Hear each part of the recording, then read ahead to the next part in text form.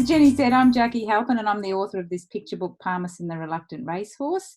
It's illustrated by John Phillips and it's published by Little Pink Dog Books Australia.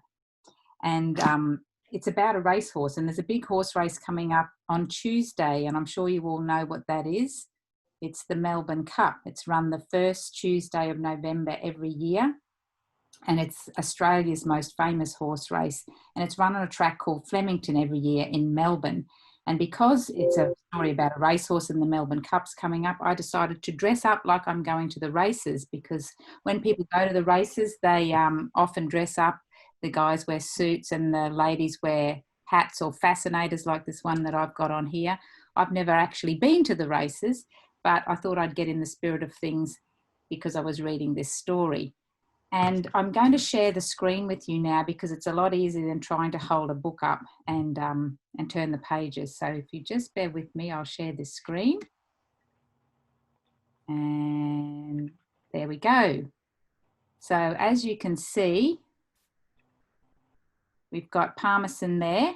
Not Parmesan, we've got the end papers that John's drawn of a big horse race.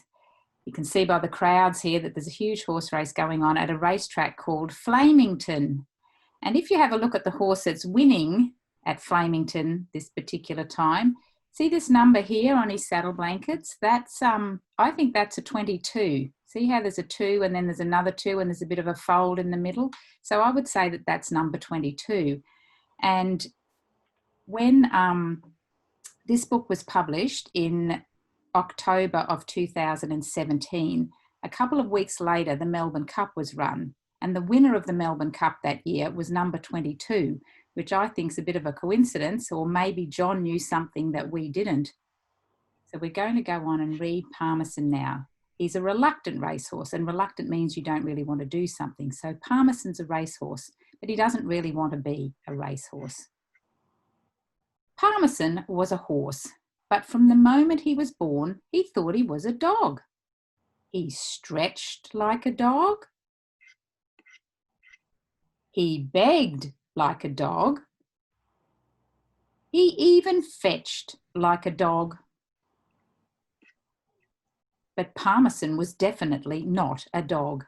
His mother and father were champion racehorses. Parmesan refused to train with the other horses. He thought he was a dog. He scratched like a dog. He dug like a dog. He even fetched like a dog. And now I can't see because my thing's in the way, so I'll have to read it out of the book anyway. Sorry. Parmesan's owner came to watch him train, expecting to see a champion. He was not happy. He had paid a lot of money for Parmesan to win races.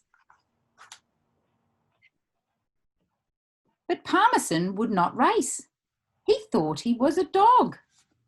He licked like a dog. He sniffed like a dog. He even fetched like a dog. "This horse is useless," cried the owner. "If he's not ready to run in the Spring Carnival next week, I'm getting rid of him." Joe, the trainer, was worried. Parmesan was never going to be ready for Spring Carnival. He thought he was a dog. He played like a dog. He slept like a dog. He even fetched like a dog. Joe tried everything, but no matter what he did, Parmesan would not run like a racehorse. Joe was sad on the way to the Spring Carnival. He knew that after today he would not be playing fetch with Parmesan anymore. Then he had a brilliant idea. Parmesan was not happy though. He did not like the races. He did not like the jockey. He did not like the starting gate. But when the gates opened, Parmesan saw something he did like. For the first time in his life, Parmesan felt like a racehorse. He ran like a horse. He won like a horse. He even fetched like a dog. And that's the story of Parmesan the Reluctant Racehorse. So I'll stop sharing now. Thank you, Jacqui. That was wonderful. I'll say now, any children out there, any of the young riders, if you've got any questions for Jacqui, you can unmute yourself and you can talk to her. Or if you've got questions for any of the other children in the group, if you wanted to ask them about the stories they wrote. We have about 3 minutes left before our session ends.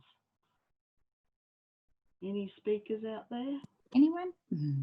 Yes, Punita?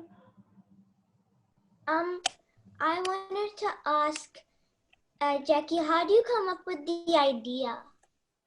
That's actually quite interesting because that story came to me in a dream. And I woke up one morning and in my head was a racehorse called Parmesan, and he didn't want to be a racehorse.